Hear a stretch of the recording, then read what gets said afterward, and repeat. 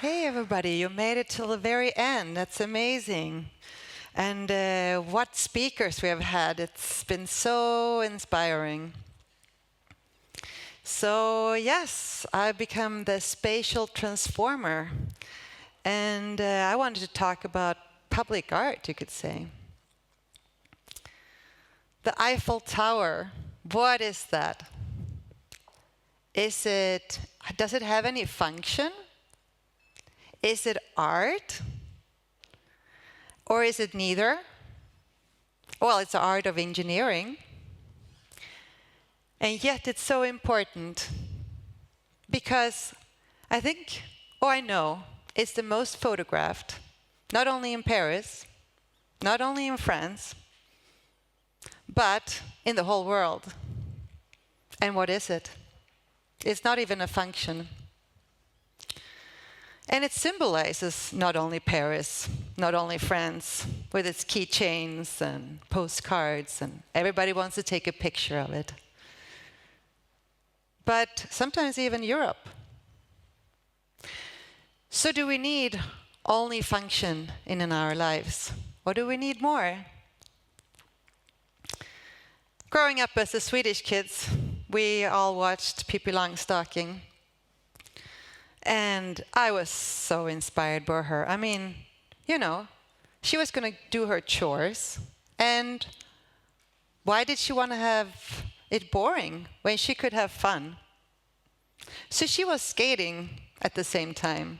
I loved that. Didn't we all? I mean, Tommy and Annika, the little preppy friends she had, they were asking, but why do you skate when you're doing your chores? Well, why not? Why not have fun at the same time? So I think it was building up for me that you could actually do two things at one time. You could have function and you could have something else. I had a little room, probably my first room in a room. That was a walk-in closet. I mean, I was an only child, so it wasn't that I was trying to get away or anything. I had a big room to play in. But in that little walk-in closet was still my own little creation. I was sitting in there with my papers, with my crayons, and I got to create worlds. Also outside, didn't we all create it? I mean, Indiana Jones in the playgrounds, or Hoth Planet in the garden. The whole house sometimes turned into a detective scene. And I think I wasn't the only one. I think a lot of us feel that. And Alvar Aalto, one of our greatest designers, he created among all a chair, the Paimio 41, that was for the tuberculosis to open up their chest so they could breathe better. He was the one who said, "Don't forget to play."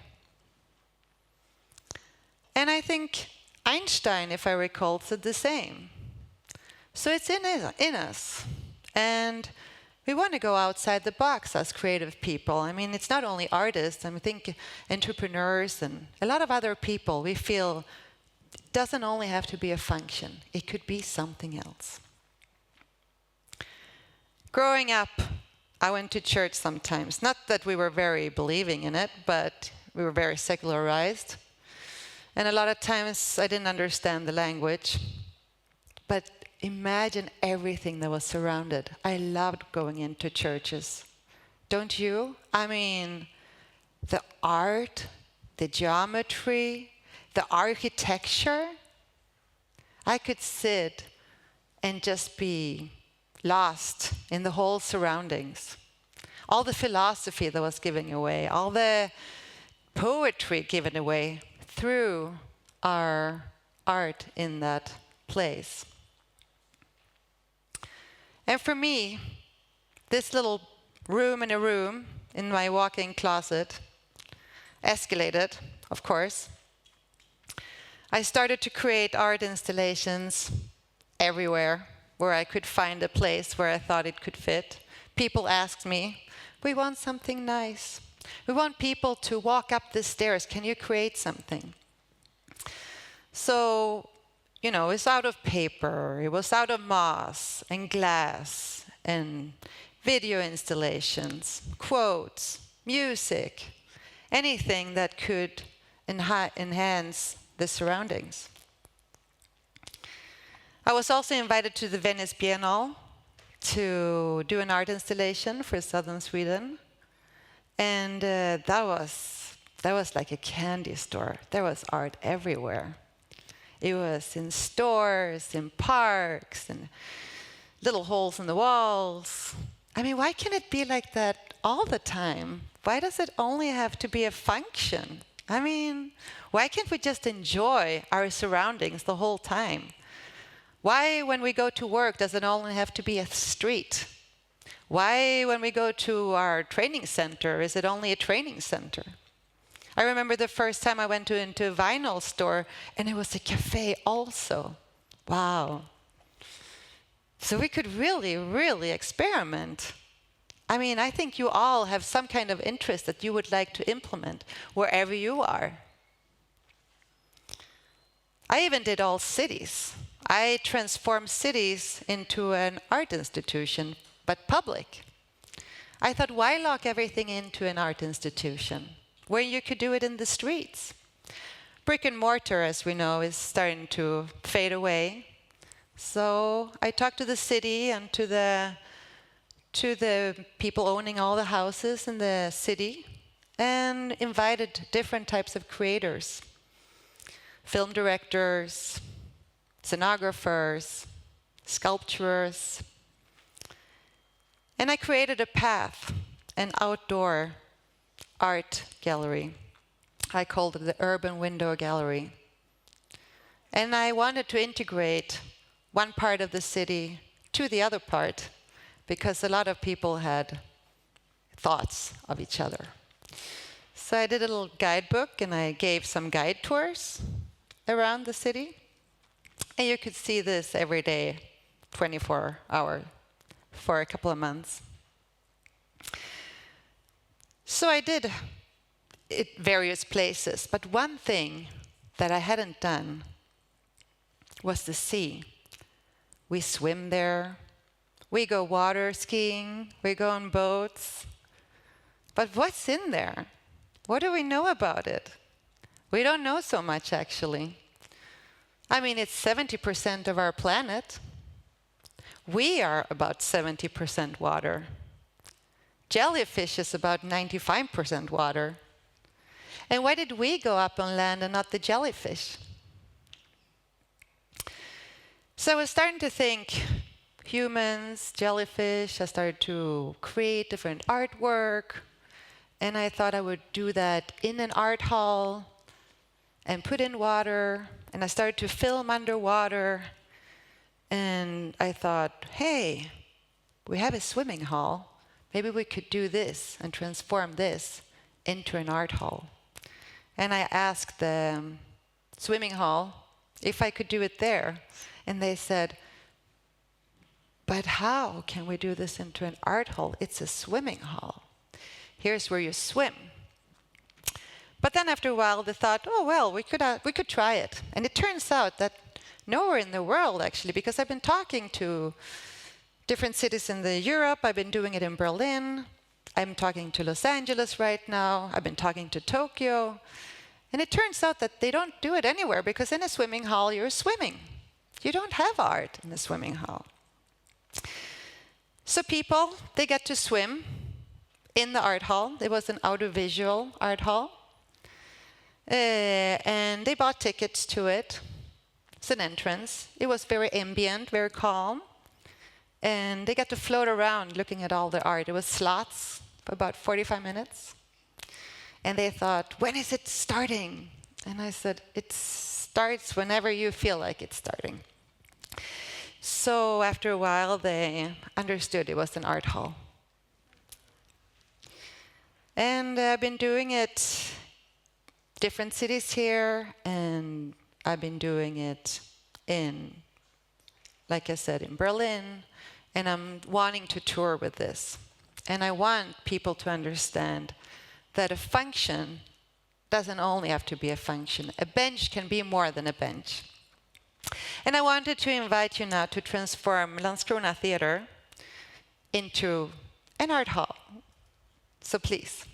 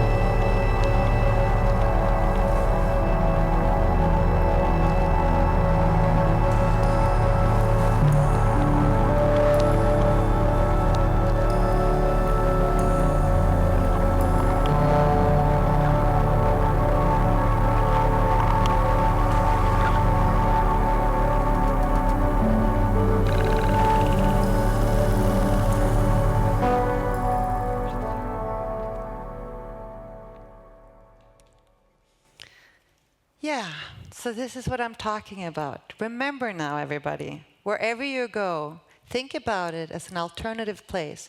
What could it be more when you go to work? What could the streets look like? What could the buildings look like that we build around here? What could your workplace look like? Think about that. Thank you very much.